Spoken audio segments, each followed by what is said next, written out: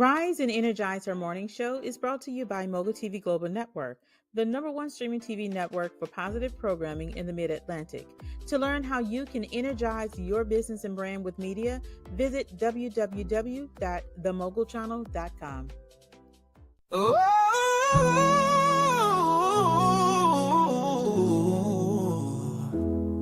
Mic drop, your empire's waiting. Mic drop, your empire's waiting. Mic drop, your empire's waiting.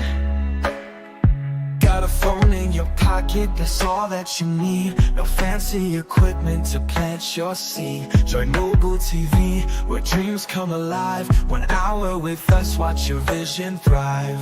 January 14th, mark it down. This is your chance to wear that crown. 1 hour to learn, lifetime to earn. Drop that mic, watch the tables turn. From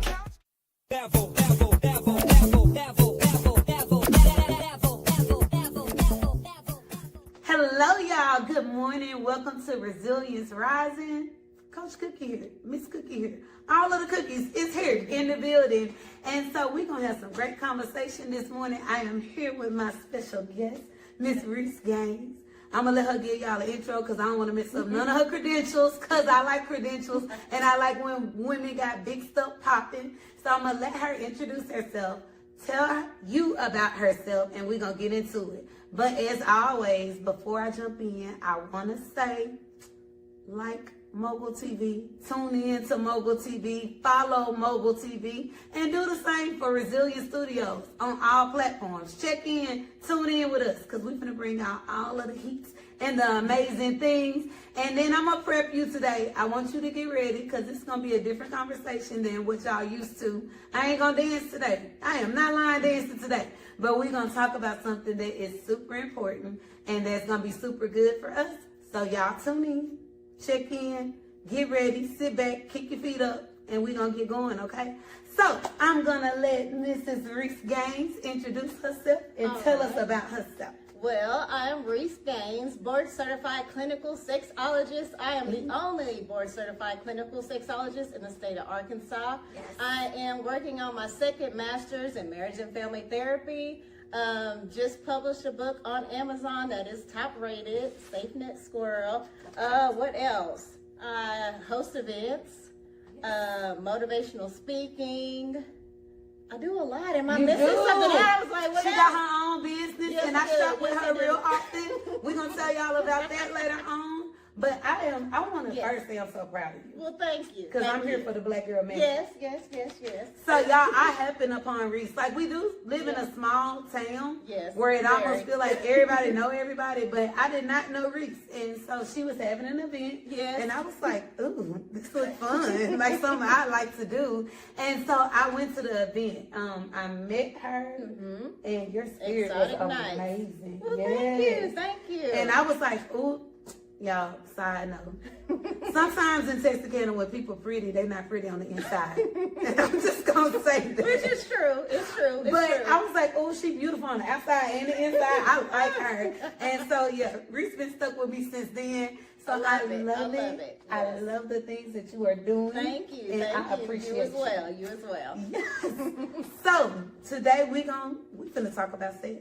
Yay, my we talk favorite about topic. sex. Yes. Early morning we talking about sex. Now, don't run away. No. Don't run away. I know we live in the Bible Belt and we don't talk about sex, but you need to. It's important. Yes, you do. It's important. It's very important. So we're gonna talk about it, and we're gonna talk about safe touch. We're gonna talk about things that are important, ways to talk about it with your kids. Yes. We're gonna talk about signs to look for. So we're just gonna jump into the conversation, and I'm gonna let Reese kind of lead the conversation because Okay. I don't have the certification she got. So I'm gonna let her lead us. Okay. Just like you said, in the Bible Belt, people are scared to talk about sex. Yes. It is people that are married and scared to talk to their partner about sex, about what their desires are, what feels good to them, what doesn't feel good. And it just blows my mind how we're so, just in this area, we're just taught, oh, it's not ladylike, or it's, it's not right to talk about it. That's your partner. Yes. But you should be able, even if you're not married, oh my gosh, it's okay to have sex. Yes. And then people get mad, oh no, that's the not Christian thing to do. I'm sorry, but it's okay to have sex. And people get upset about it, but it's natural. But the thing is to be safe. And as long as it's consensual, then that's all that matters. Absolutely. It's like we're grown. Absolutely. But I'm like, I always tell people, ask questions. Get out there. Like, I'm not telling you to get out there. Yes, different kind of get out there. Yes. Get out, ask questions, be knowledgeable, find out what feels good to you and what you're comfortable with. Yes. And that's a whole new level of intimacy. Once you meet somebody, you know what you like, they know what they like. Oh, the fireworks, that's when it pops off. Yes. So we're going to talk about intimacy. We're going to go there and have that intimacy conversation. Because I feel like a lot of times we're not in tune with self. That's the main thing. So it's hard for us to tell somebody else what we like, what we don't like, because we don't even know. It's impossible. Yes. Yes. And then the flip side of that is we don't want to hurt feelings. Yes, yes. So we leave ourselves unsatisfied. We put it in the background like we unfulfilled. always do compared to children, Yes. everything else. We push it in the back, our Yes. feelings, and then we just unsatisfied. Yes. Oh, no bad sex all my life. Yes. You know, And as you long as he's become happy. unhappy. Yes, because you can become resentful. You start resenting the person when they can go ahead and get one off real quick, and they're happy going about their day, and I'm like, oh, I'm so frustrated. Yes. Pits up aggression. I know. Pits up aggression. And so I think that how you said it's unladylike to talk about it. I think that we've been geared from a very young age. Because our grandmothers didn't talk to it. And talk about it. Our mothers didn't talk about it. They weren't talking. I don't think I never heard my grandmother say anything about sex. I didn't really hear my mother say anything about sex. The most I heard about anything down there was something about your period. Yes. But anything pleasure, we don't talk about it. You just all I was taught, whatever it is, you wait till marriage and then you'll figure it out. Yes. It was like, what? So then that leads into, okay, this is a whole nother side of it when we don't talk to our children. Okay, so when Johnny touches them the wrong way, what happens? Yes. They don't know, oh, this isn't right. Yes. Because they don't even know what to look for because we're scared to talk to our children about it. It's like, this blows my mind. But it's like, just when I've ran into, just by writing a book and just doing what I do, I've talked to so many men and women that were sexually abused, and they're coming out 20, 30 years later talking about, well, I never had the courage to talk about it. Yes. But this was going on for years, and then some family members knew, and it would just keep going on because nobody wants to send anybody to jail. Yes. Nobody wants to break up the home and all want these other CPS issues. involved. Yeah, so Yes. just keep quiet. But you keep sending your kids to somebody that you Yes. know is doing this. And it's like, what is wrong with people? This doesn't need to be a secret. Yes. Like, we have a mascot for every little thing else out there. We have Smokey the Bear. Well, now we got SafeNet Squirrel. Yes. Yes. To talk up to kids about safety and touch. I mean, appropriate touch. I'm like, what? That just blew my mind that how am I in a lane where nobody's even thought of this. Because they're scared, and then you think, kids and sex? But we gotta talk to our kids, not so much about sex, but about appropriate touch. Yes. Then as they get older, I know when they're in high school, we don't want to talk about sex because we don't really want them to have it. But they need to know about consent. Because they're hearing it. Yes. So they need to hear it. Yes, on hear social it media, all everywhere. day long. Yes. So it's like they need to hear it from their parents. Yes. And it's like, it blows my mind. Yes. But that has to change. It does. And I don't know, I'm trying to push it, but unless everybody else gets behind it, you got to break down these barriers and talk to your kids. And I feel like this is the perfect time of year to have this conversation, simply because this is the time of year where we family get together, we get together for Thanksgiving, Christmas, New Year's, and I hate when I hear. So for those of y'all that don't know, I am a social worker, and I have worked for CPS forever. And so I've seen and heard a lot of things, but I've met so many people that say, oh, that's Uncle John. That's just how he is. Cool. Yeah. And so we just, we try to watch the kids around him. But you still leave them with the kids, but you know how he is, so nothing's ever reported. Yep. And then if nobody's ever punished for their behavior, it continues. Yes. And you wonder why is it so normal in our community that the cousins are touching one another? Because somebody older is touching them and putting it, modeling that behavior, so they think it's normal. So you got generations cycle continues of children that have been molested, and then they're growing up into adults with all this trauma, and they don't even realize where it's coming from, and all this aggression. And it's like it stems back from the very beginning. Yes. But so we are, and y'all, just so you know, we break this into 2 sessions because y'all need both of them. So we're going to talk about intimacy next week and just what it looks like as an adult to kind of tap into that side. But I feel like some parts of us not understanding intimacy stem from childhood, be it not having those conversations, be it having sexual abuse in the past. And I think that this book is a really good way to kind of talk through that. So just talk to them about some of the things that are in the book, maybe even some things to kind of look out for or notice in kids, and then how to start that conversation with our kids. Now, I'm going to say why I wrote the book. Yes. I was a victim of sexual abuse.